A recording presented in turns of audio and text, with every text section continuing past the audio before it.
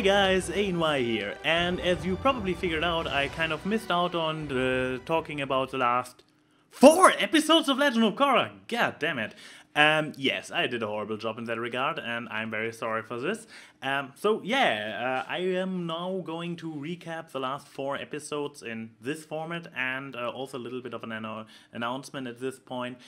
After all my episodic review, as you probably already can tell after the lack of continuation of episodic episodes or reviews or MLP, and now the stagnation of those for Legend of Korra, I am kind of done with high quality episodic episode reviews on a weekly basis. I will still do this kind of videos, but I will do them not for single episodes. I will do them for bigger concepts, for particular topics, for something that is a little bit more timeless, like a fiction, like a movie or something like this, but not an episodic review. The reason is, first of all, it is really stressful you kind of have to do it within the week if you are not as great as some people out there like Silver Quill, who does so amazing videos that it doesn't matter if it's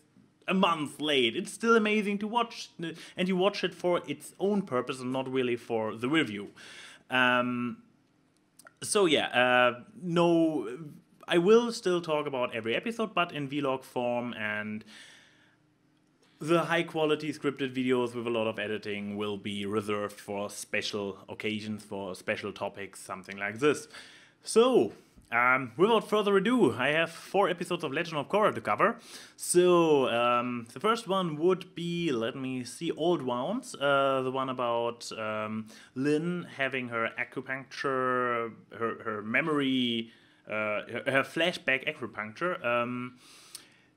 The setup itself, a little bit cliche, but I don't care if it is done well. And talking about done well, in the end, it was the twist was too much. It was too much to sledgehammer. Seriously, if she comes to terms with herself and with her sister and everything, that's cool. That's what I wanted to see. But having her like, being completely relaxed, having had a good night's sleep, being like, good morning, and wearing the dress and everything. No, guys, I like my subtlety every now and then, and this would have been a moment you should have gone with a little bit more subtlety. The message itself that she needed to overcome her issues from back in the past when her sister literally scarred her for life. The plot itself was fine, but the presentation at the end fell a little bit apart when it was so over the top, when she was like so not Lin. On the other hand, the flashbacks themselves were very interesting to see Toph and how Toph herself had issues with the role she put herself into. Like, she never was such a strict guy. She always liked to boss people around, but she never was so much the person who plays by the rules. Now she is the head of the police and has those 2 daughters with totally opposite directions, which kind of make it rather difficult for her. After all, she a year after that, after those events, she retired. So didn't went too well. Then of course Lin having a 30-year-long grudge was kind of like extreme. Nevertheless, this episode. It was interesting episode to see a little bit of past, to give a little bit of backstory to Lin, and since Lin later on in the following episodes turns back to her normal self, I'm fine with this. As I said, a little bit more subtlety would have been fine. Other than that, I really liked the episode. Even so, there were some over-the-top moments, like when Lin wakes up for the first time out of the acupuncture, and it's like, wow, and metal bends the needles like what's it called? Cluster grenade or whatever. Like cluster grenade needles all over the room, and they are even sticking a bunch of needles in the acupuncture guy. I mean, the poor guy just wanted to help her. Okay, next. So much for this episode. The next episode, original Airbenders. Not too much to say. It's once again a Tenzin coming on terms with his mentor role and still struggling to find his way. We'll get a little bit of characterization of Kai and a little bit more of Janora as well. So this was basically a character building episode for Kai, Janora, Tenzin, and Boomy, and showing a little bit what's going on in the Northern Air Temple. Nothing too special. Once again, a very, very solid episode. None where I'm like, oh yeah, more of that. That will be the next one. It was a good one. It was very nice to see, and as CellSpex already pointed out, by the way, I put a link to her channel in the description because CellSpex actually, at least so far, is still doing the weekly episodic review thingy with scripted and stuff like this, and she does a rather awesome job, and it makes me like, why should I even bother? She's doing such a better job than me. So yeah, check me out for first impression vlogs, check her out for actually putting some scripted thoughts together. Next episode would be The Terror Within, and holy crap, shit gets real, boy. I mean, and if you take away what happens in the episode, we do not only get this epic fight scene with the four... oh, by the way, we have a name for them now, for the Red Lotus. We do not only get the Red Lotus in this kind of tough situation where they are actually in trouble. I really like this. I mean, they bulldozed through dozens of White Lotus guys, of other great benders like Kaya, the ant, and to see that they are not completely unfallable, that to see that they actually can be put in a tough situation where they pretty much have to dig in and just fight off what other people throw at them. I really like to see that. Especially, there was still the question, like, how the hell have they ever been captured?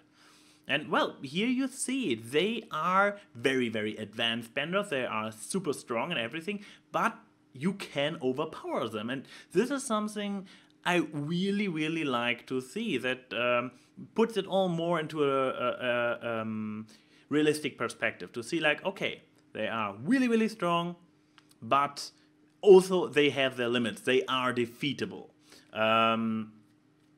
And then we have the second half with, Varric, earlier when he was there, in his first appearance, I was like, oh, well, it's nice to see him again, but I don't think he will play a big role in this season. To be honest, I didn't expect them to stick around so long in the Metal City. So, for, what was it now, 3 episodes in the Metal Clan, Old Wounds, and now Terror Within. Yeah, we had 3 episodes in the Metal City. I would have really guessed they leave with the second episode there. But yeah, since they sticked around so long, it is really nice that Varric got a moment to shine. And God, was he amazing. Like, being like, hey, remember that good old times? Well, not for you. This reminds me, he is toned down because now he is not part of the main storyline this time. But what he gets to do is amazing. I still love him. So yeah, I really, oh God, he's so amazing. And yeah, then at the end with going after the Here, which was also an interesting development. I was like, okay, now we again, as I said earlier, shit gets real. And this episode not only has this epic battle within the Metal Clan city and a little bit of the detective story, no, it also has this great reveal at the end, like, okay, we are going out there, bam. Which brings us to the last and probably the one episode we have to say the most about, or I have to say the most about. the Stakeout. The first half of the episode was kind of like, oh yeah, it was fun. There was a little bit throwbacks to a lot of stuff, actually. To the Oasis, to spirits living there. Where there haven't been too many spirits just hanging around casually in popular light areas, have there? But now we see them hanging around a bit again, and that's rather cool to see. Okay, it's not just Republic City where Tenrock left all the plants all over the place. Was Tenrock? Was it Unulak? Sorry, wrong evil waterbending guy. Unulak, it's not only Republic City where Unulak left all the vines and stuff. No, it's all over the place. Even at the Oasis, there are a lot of spirits hanging around. That's cool to see. That their effect is actually all over the place. Yeah, a bunch of nice throwbacks, stuff like this. But then, of course, the second half of the episode. Oh my. First, I really liked the idea that they were like, we meet in the spirit world, like, they just meditate and go there, which was a really great idea. I haven't thought of that and didn't see it coming. It was like, nice way of thinking.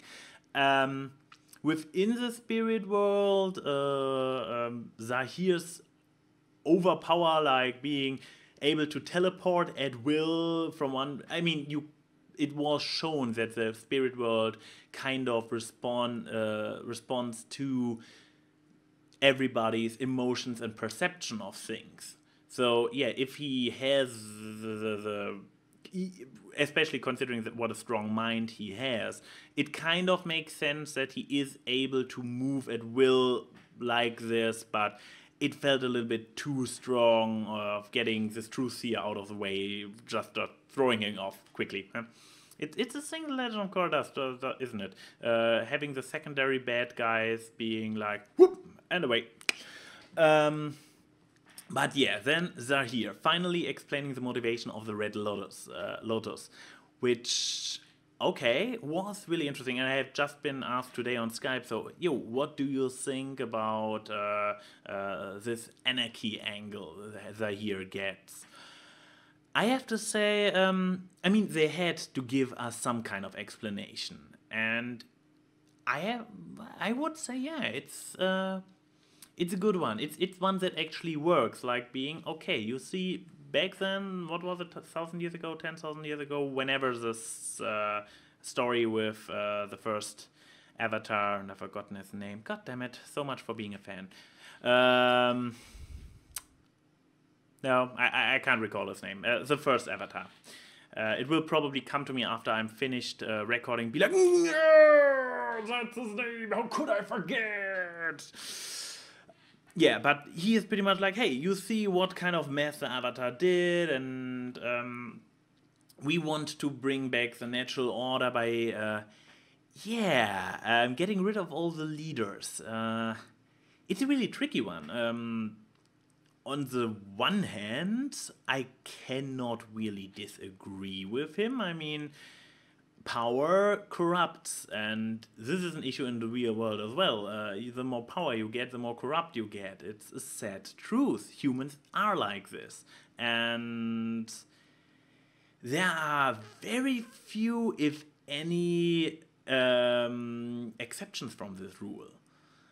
So, what is really worse? Corrupt people in charge who are semi-controlled by certain constructs. I mean, the president of Republic City cannot do too much. The Earth Queen, on the other hand, is pretty much an insane tyrant. There are still different forms of it, but yeah, I pretty much hated on the president in the second season, and I can kind of see the point. You can kind of see the second season as a build-up to this moment. Be like, yes, all those political shenanigans and struggles in the second season where we hated them. This was what made the season so terrible. And now we have Zahir and being like, you see, I want to get rid of the reason why the second season was so bad. How can you disagree with him? I mean, he is pretty much telling the truth. So, interesting angle for him. Being like, yeah, we want to bring everything back to an uncontrolled status where everything is good. And was everything so good? Really tricky one. It is, but I have to say, what is good about it, that it is not black and white. You see the Hero and Co, they looked so evil and bad and were like, oh, so destructive. And now you actually have to stop and ponder a little bit about it. Are they really this wrong? I mean, yeah, what they do, at least the way they do it, they use so much force. They are not necessarily. Yeah, they are going over people. They are about destruction, which is not good. I mean, they don't show any respect to anybody. I mean, it's nice that they say, hey, get rid of all the corrupt assholes on top, but they also mess with smaller guys. So they are clearly in their attempt. Their goals are one thing, but what they do makes them still evil. Or bad guys, antagonists. You root against them. But it is not just black and white. You have to acknowledge a little bit that they have a certain point. And I mean, I myself have been on the White Lotus for quite a while. I have always been like, oh god, what was it in my last video what I said, like, you see, that's what happens to everything. Everything popular gets, when something gets mainstream, it gets shit or something down the lines, I said. And yeah, I was annoyed by how weak the White Lotus became since it became a public institution with Legend of Korra. They always have been pushovers who can't do shit. And the Hero is pretty much agreeing with me. He's like, well, the White Lotus became a bunch of pushovers and idiots when they become public. That's why we formed the Red Lotus. And I'm like, god damn it, he has a really good point. They became a bunch of political pawns who are just standing guard and getting pushed over by every antagonist coming their way. I haven't seen them do anything productive so far. So yeah, they have a good point. And look what the Red Lotus, who stayed in secrecy, can do. They have the elite Superbenders on their team. Yeah, once again, I kind of have to agree with the Hero on that one. So yes, this puts a really interesting angle on the whole Red Lotus thingy, that you cannot, while they are still bad enough to root against them without question, you still have to hold on and be like, you cannot dismiss everything he says. Which actually makes him great. Who wants just a black and white villain? I just hope that for a change he does not fall apart and being at the end of the season and all this complex idealism just is away and then he's just bad guy, da da da da da, like with the other villains in Korra. Okay, then again, Firelord Ozai also became a little bit very blackish at the end of Avatar original series. One final thought, I really like that in the end, I was wondering for one short moment when the lava dude goes after Korra and Asami, I was really like, how did he catch up with him so quickly? And, well, revelation at the end, he actually didn't. It was the Earth Queen's forces. So, once again, I could say I predicted it by saying, well, they will play a part now. But I really like that they came back, not just to prove my amazing future-seeing abilities, right? But I really like it that it is not just thrown off. It is not like the Earth Queen is standing there, I will be back, and then nothing happens for the rest of the season. This would be really like, meh. And we see, okay, she's really pissed and she sends her forces after. And apparently they have a way to tie down Korra. Well, let's see if her new learned metal bending actually becomes useful in this situation. Guess we will see next week. I'm just clocking in on just under 20 minutes, which is rather cool, considering that I talked about 4 episodes. Okay, I skipped over most of the first 3, but nevertheless, next week a little bit more focus and real first impressions. I mean, by now I have seen all the episodes long ago. I haven't rewatched them recently. So next time when the next episode comes out, first impressions will be actually first impressions right after watching it as usual. This is AnY saying, see you soon.